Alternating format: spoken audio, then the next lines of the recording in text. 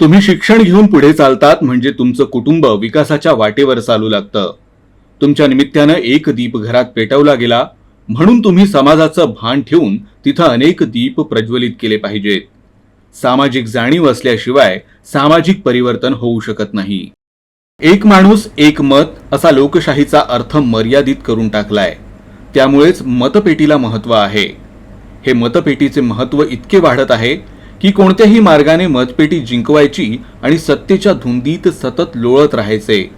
यामुळे भ्रष्टाचार फोफावतो, कारण मतपेटी आणि सत्ता यांचा एक विपरीत संबंध निर्माण होतो. मग अशा भ्रष्ट समाजात मालक ते मालकच राहतात आणि दास ते दासच राहतात. अधिकार संपन्न ते अधिकार संपन्न राहतात आणि वंचित ते वंचितच राहतात.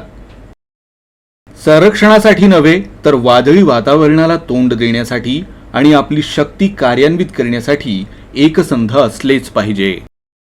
शिका, लढा आणि संघटित व्हा असा पूर्वी दिलेला सल्ला मी पुन्हा देतो. स्वसामर्थ्यावर विश्वास ठेवा. न्याय तुमच्या बाजूला असल्यामुळे या लढाईत तुम्हाला अपयश येणार नाही. ही लढाई खेळण्यात मला समाधान वाटते. आपली लढाई सत्तेसाठी किंवा पैशासाठी नाही, ती आपल्या स्वातंत्र्याची लढाई आहे. मानव म्हणून प्रतिष्ठेने जगण्याची लढाई आहे. मी हा समाजकार्याचा रथ मोठ्या कष्टाने आज दिसतो तिथपर्यंत आणला आहे. त्यास जर पुढे नेता आले नाही तर तिथेच ठेवा, परंतु त्याला कुठल्याही परिस्थितीत मागे आणू नका.